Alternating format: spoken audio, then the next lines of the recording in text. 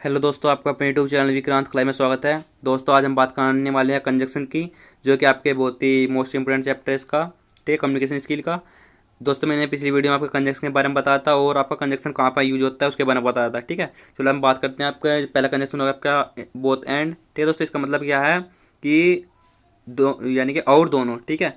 इसका मतलब होता है और दोनों, यानी कि भी के स्थान पर आपका दोनों है, ठीक है। इसका मतलब हो गया और दोनों।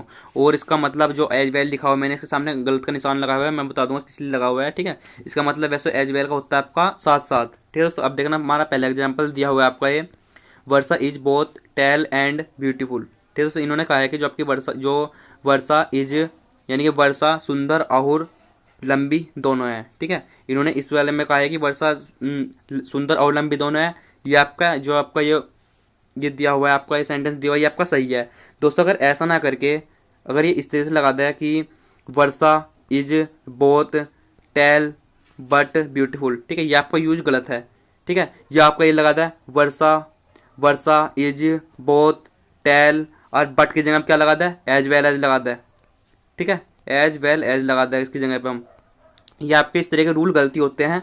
आपको ध्यान में रखना है कि आपके इस कंजक्शन को ध्यान में रखना है, क्योंकि आपको पता होना चाहिए कि बहुत जगह जहाँ भी आपका ये आपका बहुत आएगा तो इसके साथ एंड भी जरूर आएगा, ठीक है। अगर आपका इसके साथ अगर कोई भी अदर कंजक्शन लगा हुआ होगा जिसके बट लगा हुआ है, या आप एज वेल एज लगाते हैं, ठीक है, या आपका बट का यूज भी आपका गलत है, और आपका एज वेल एज लगाता है इसके साथ में, बोथ के साथ में, ठीक है। ये आपकी रूल गलती है, ठीक है। आपको पता होना चाहिए इसके साथ में क्या यूज करते हैं, बोथ के साथ में करते हैं, एंड का यूज होता है आपका, ठीक है। यहाँ पे मैंने क्या लिखा है, बट लिखा हुआ है, इसके लिए आपका ये आपका गलती हो गया हो, ठीक है। अब देखना, आपका नेक्स्ट रूल लगता है नेक्स्ट रूल है आपका नॉट ओनली बट आल्सो, ठीक है दोस्तों। यानी केवल ही नहीं बल्कि, इसका मतलब ये होता है केवल ही नहीं बल्कि, ठीक है। इसके साथ में जहाँ पे भी आपका नॉट ओनली लिखा हुआ आएगा, ठीक है, उस वहाँ पे हम क्या लिखेंगे, बट आल्सो लिखेंगे, ठीक है। ये आपका रूल सही रहेगा, ठीक है। वहाँ पर हम क्या लिखेंगे, बट आल्सो। अगर आपका जैसे कि नॉट ओनली लिखा हुआ है, अगर इस स्थान पे आपका कुछ भी चेंज आता है तो वो आपका सेंटेंस गलती माना जाएगा, ठीक है।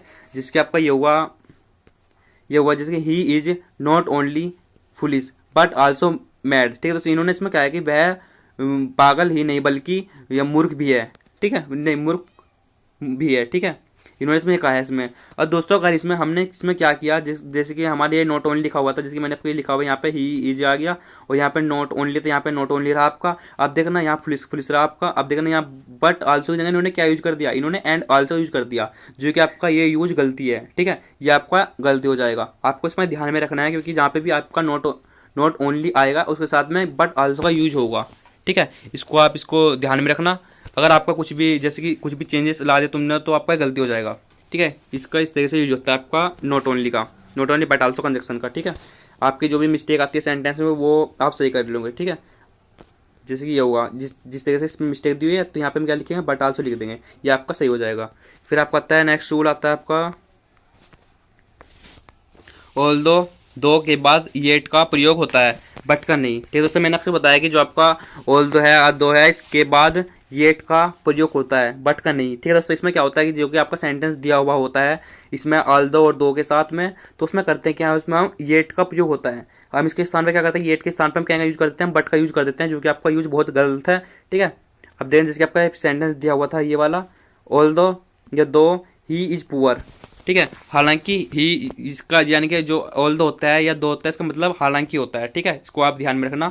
जो ऑल दो हो गया यानी कि हालांकि ही इज पुअर, यानी कि वह गरीब है, येट फिर भी, ठीक है, ही इज ऑनेस्ट, वह ईमानदार है, ठीक है। ये हो गया आपका, और ये आपका सही हो गया है, ठीक है।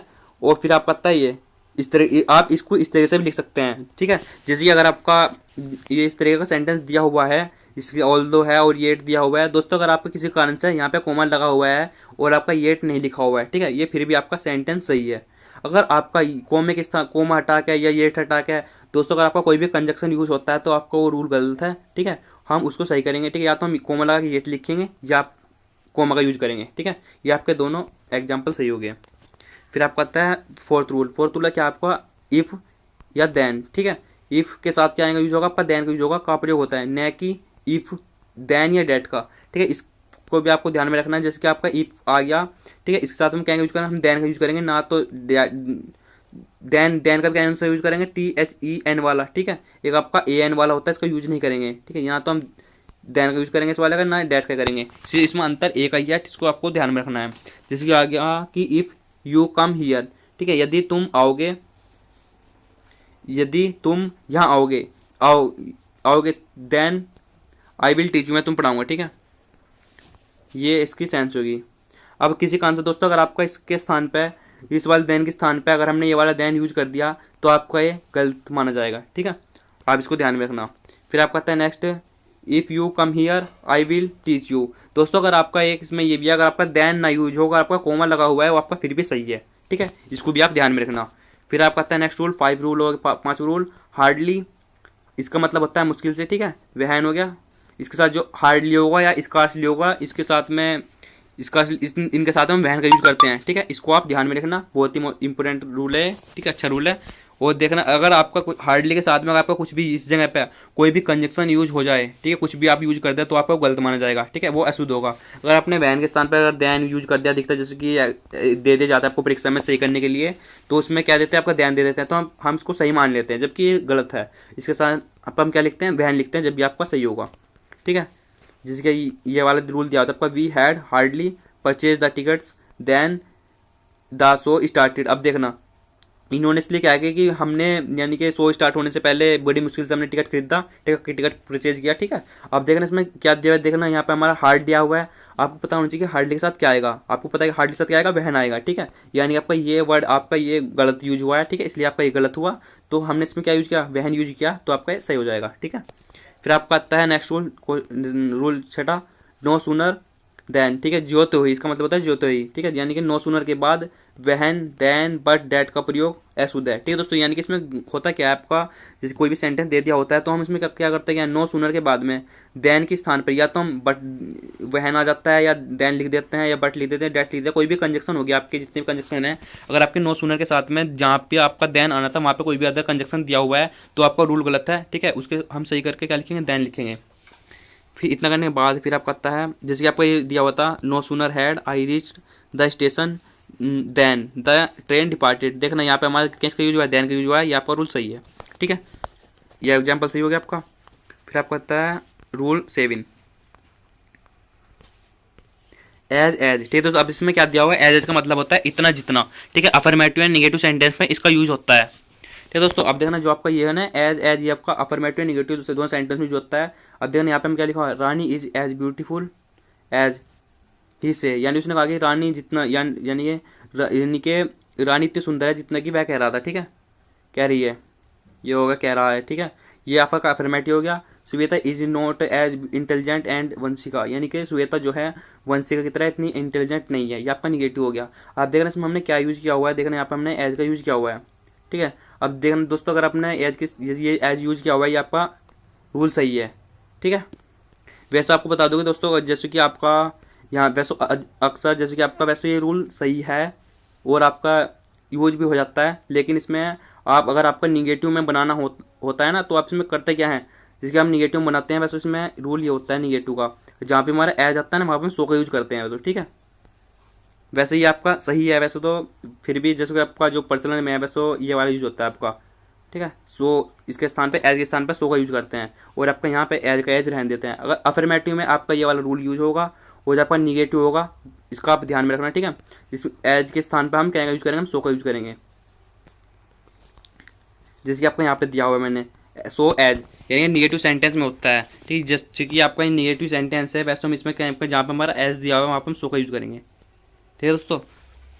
जैसे कि आपका फिर ये हुआ, आपका यही हुआ आपका सेंटेंस, जैसे ये दिया हुआ मैंने, यहाँ पे मैंने एज का यूज किया, वैसे आपका ये भी सही है, ठीक है। वैसे आप जैसे कि अगर एग्जाम में आता है सही करने के लिए, तो हम इसके स्थान पे क्या लिखेंगे, जैसे कि आपका ये हुआ, तो एज की जगह हम क्या लिख देंगे, सो लिखेंगे, ठीक है।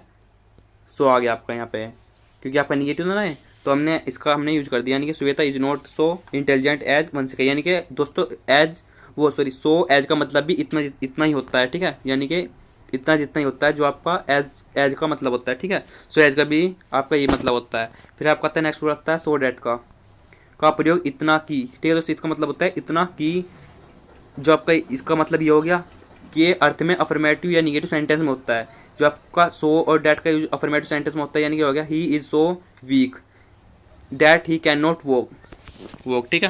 यानी कि वह इतना कमज़ोर है कि ही कैन नॉट वॉक, यानी कि वह यानी कि घूम भी नहीं सकता, यानी कि चल भी नहीं सकता। ठीक है दोस्तों, आप देखना ये हो गया आपका, इसका ये हो गया सो आ गया, यहाँ पे आ गया डैट हो गया। अगर आपको यहाँ सो आया हुआ है या आपको इस जगह हमने कोई भी अदर कंजक्शन यूज कर दिया तो आपका रूल गलती हो जाएगा। फिर आपका इसी प्रकार आपका जैसे आपका दूसरा एग्जांपल दिया आपका है he is so handsome that every girl will be ready to marry him, यानी कि वह इतना सुंदर है कि दोस्तों इन्होंने सुना कि वह इतना सुंदर है कि प्रत्येक लड़की उसे उसे शादी करने के लिए तैयार हो जाएगी। ठीक है, इसका मतलब ये आपका है। अब देखना इसमें क्या सो यूज हुआ है और आपका डैट यूज हुआ है इसके बाद में, ये आपका रूल सही है। अगर आपके डैट के स्थान कोई भी यूज होता है, कोई भी कंजक्शन इफ लगा देते तो आपका ये गलती हो जाता। इस बात को ध्यान में रखना आपका रूल नंबर 9 में। फिर आपका आता है रूल नंबर 10, बिटवीन के बाद हमेशा एंड का यूज होगा। ठीक है दोस्तों, यानी कि जो आपका बिटवीन के बाद हमेशा एंड का यूज करते हैं, एंड कंजक्शन यूज कर प्रयोग होता है, टू प्रीपोजिशन का नहीं। यानी कि अगर आप टू भी यूज करते हैं, क्योंकि दोस्तों ये जो आपका एंड होता है ये आपका दो के बीच में होता है।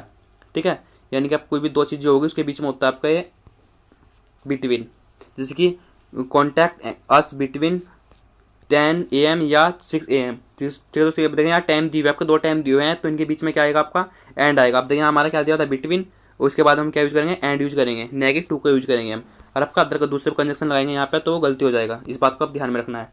ठीक है, आपको जैसे हमने यहाँ पे हमने सेम टू सेम लिख के है तो हमने टू लगा दिया तो क्या होगा, यहाँ पर गलती हो जाएगा। इसको भी आप ध्यान में रखना। फिर आपको आता है नेक्स्ट, एज इफ तथा एज दो का प्रयोग मानो के अर्थ में प्रेजेंट टेंस में होता है। ठीक है दोस्तों, यानी कि जो आपका इसका यूज होता है वो आपका प्रेजेंट टेंस में यूज होता है। ठीक है, इस बात को आप ध्यान में रखना, जिसकी एज इफ या तो आएगा आपका एज इफ लिखाएगा या आपका एज दो लिखाएगा। ठीक है, यानी कि इसके स्थान पे जैसे आता है यहाँ एज इफ लिखा हुआ है या तो हम एज इफ लिखेंगे, यहाँ भी लिखेंगे या तो लिखेंगे एज दो। ठीक है, मान इसका होता है यानी कि अर्थ होता है मानो, जिसकी she looks as if she is heroine, यानी कि उसने देखा जैसे कि सी लुक्स इफ, यानी कि वह हीरोइन की तरह लगती है, इस तरीके से होगा। ठीक है, मानो कि वह हीरोइन है। ठीक है, वह हीरोइन की तरह दिखती है। अब ये हो गया आपका रूल नंबर 11 हो गया। फिर आपका तो जैसे कि आपका इसमें यही है, जिसके एज की जगह जब एज लगा दिया, अगर आपके एज डैट लिख दिया या कुछ अगर कंजक्शन यूज कर दिया तो आपका गलती हो जाएगा, तो इस बात का भी आप ध्यान में रखेंगे। फिर आपका पता है बार रूल, ये बहुत ही अच्छा रूल है आपका, नाइदर और आइदर और नाइदर और। ठीक है, ये आइदर और हो गया या नाइदर और हो गया। अब देखिए इसका मतलब क्या है आपका, you must have either a pen or a pencil. ठीक है दोस्तों, यानी इसने कहा कि तुम यानी कि तुम्हारे पास,